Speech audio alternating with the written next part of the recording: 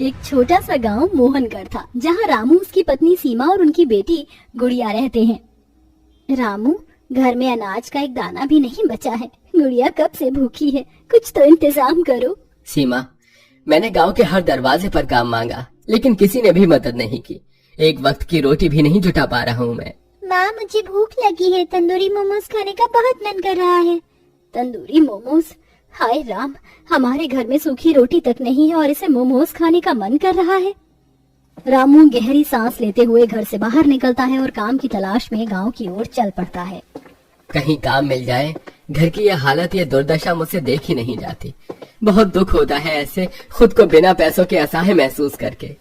रामू गांव में इधर उधर काम की तलाश में घूम रहा है। कहीं कोई काम नजर नहीं आ रहा। आखिर मैं कहाँ जाऊँ, किससे काम मांगू? रामू बहुत परेशान हो चुका था। एक तो गर्मी, ऊपर से कोई काम नहीं। सारा दिन यहाँ से वहाँ धक्के खाकर शाम को वो वापस घर लौट आता है।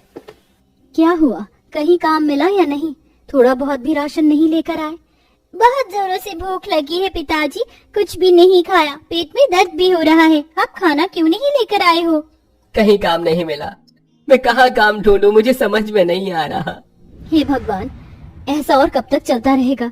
अब मुझे ही कहीं काम ढूंढने के लिए जाना होगा, लेकिन फिर हमारी गुड़िया का ध्यान कौन रखेगा? नहीं, तुम्हें कहीं जाने की जरूरत नहीं है। मैं खुद कहीं काम ढूंढ लूंगा। कुछ दिनों की बात है, कहीं न कहीं काम तो मिल ही जाएगा। आज की रात पानी पीकर ही सो जाते हैं। रामू के कहने पर सीमा और गुड़िया दोनों रात को पानी पीकर सोने की कोशिश करती हैं, लेकिन उन्हें नींद नहीं आती। उनके साथ साथ रामू को भी नींद नहीं आती। हे ऊपर वाले, अब तेरा ही आसरा है। कल मुझे कोई काम दिला देना। मैं अपने परिवार की ये परेशानी देख नहीं सकता। मुझे बहुत दुख हो रहा है।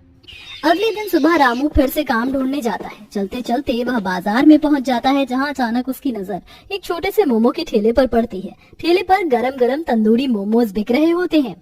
कितने स्वादिष्ट लग रहे हैं ये मोमोज। काश मैं अपनी बेटी के लिए कुछ खरीद सकता, लेकिन मेरे पास तो पैसे ही नहीं है। पैसे होते तो ले लेता। वह ठेले के पास जाकर मोमोज की खुशबू लेता है, लेकिन जेब में पैसे न होने के कारण वह उदास हो जाता है और मोमो के ठेले के पास से गुजरते हुए मोमोज को देखते हुए वहां से जाने लगता है। तभी मोमोज वाला कहता है, भाई साहब, इतने ध्यान से मोमोज को देख रहे हो, खाओगे नहीं? आओ आओ, जरा आराम से बैठकर गर्मा गर्म मोमोज का फायदा उठाओ। भाई, पेट तो बहुत भूखा है, लेकिन मेरे पास पैसे नहीं है। मैं गरीब हूँ, काम की तलाश में निकला हूँ। पैसे होते तो मैं तुम्हारे ये मोमोज जरूर खाता और अपनी बेटी के लिए भी लेकर जाता। चलो, तुम जैसे मेहनती इंसान को भूखा नहीं जाने दूंगा। ये लो, एक प्लेट मोमोज मेरी तरफ से।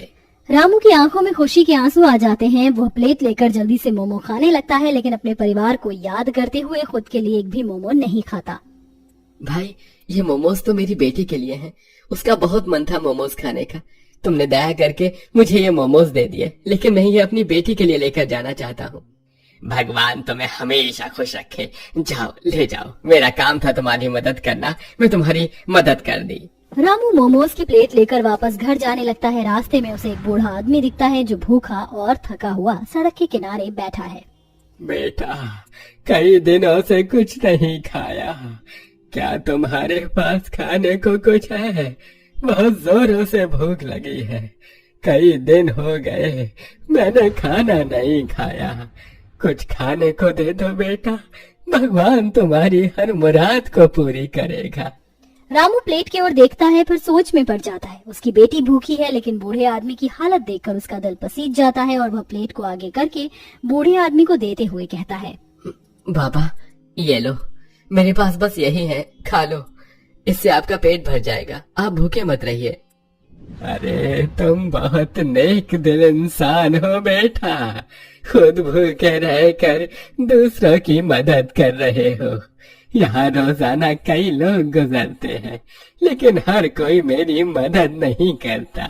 इतने सारे लोगों में से एक तुमने मेरी मदद करने का सोचा और मेरी मदद भी कर रहे हो। शुक्रिया बेटा। बूढ़ा आदमी मोमोज खाता और रामू को आशीर्वाद देता है। जिसके बाद रामू घर लौटता है तो उसे रास्ते में एक अजीब सी रोशनी दिखती है। अचानक वह बूढ़ा आदमी फिर से प्रकट होता है, लेकिन इस बार उसकी शक्ल बदल गई होती है। रामू, मैं साधारण इंसान नहीं हूँ। तुमने मुझे बिना किसी स्वार्थ के मदद की, इसलिए मैं तुम्हें एक वरदान देता हूँ।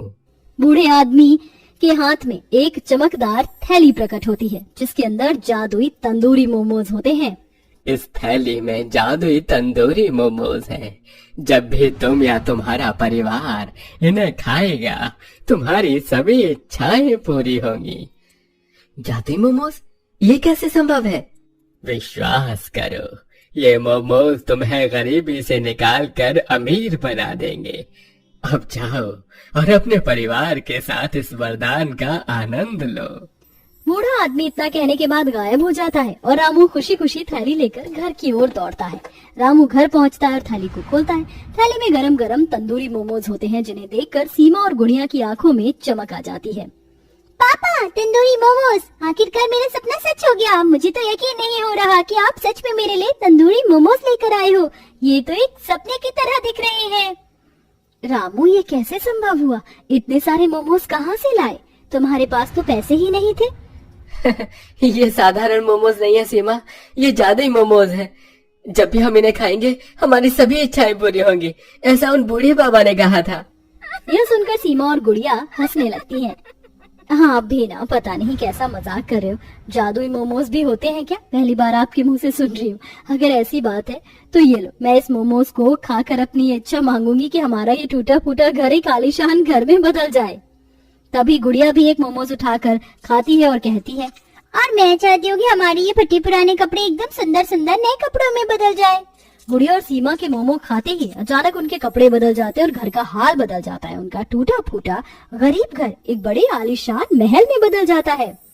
आप तो बिल्कुल सही कह रहे थे, मुझे तो यकीन ही नहीं हो रहा। हाँ देखो ना माँ, हमारे कपड़े भी बदल गए।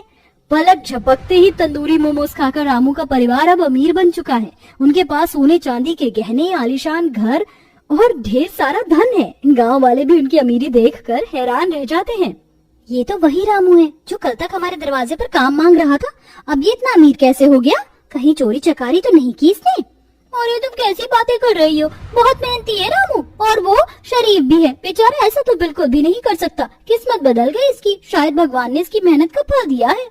रामू अब अपने गांव के गरीब लोगों की मदद करने लगता है और उनकी भूख मिटाने के लिए मोमोज बांटता है। रामू और उसका परिवार अब सुखी और संतुष्ट है। उन्होंने अपनी गरीबी से निकलकर अमीरी का आनंद लिया, लेकिन वे कभी अपने पुराने दिनों को नहीं भूलते।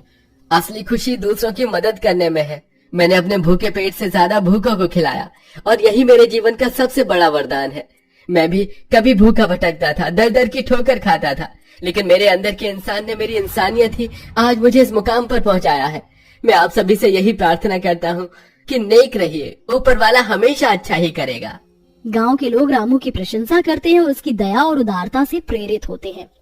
अरे रामू भाई, आप बहुत दयावान हो। ऐसे ही अपनी कृपा दृष्टि हमारे ऊपर बरसाए रखना। हाँ रामू भैया, ऐसे ही हम गरीबों की मदद करते रहना। आप ही के चलते हम गरीबों का गुजारा चल पा रहा है, वरना पता नहीं हम गरीबों का क्या होता। हमें तो कोई देखने वाला भी नहीं है। कुछ दिन बाद रामू अपनी पत्नी और बेटी के साथ फिर से वही जादुई मोमोज खाते हैं और एक दूसरे से कहते हैं, रामू, क्या ये जादुई मोमोज कभी खत्म नहीं होंगे?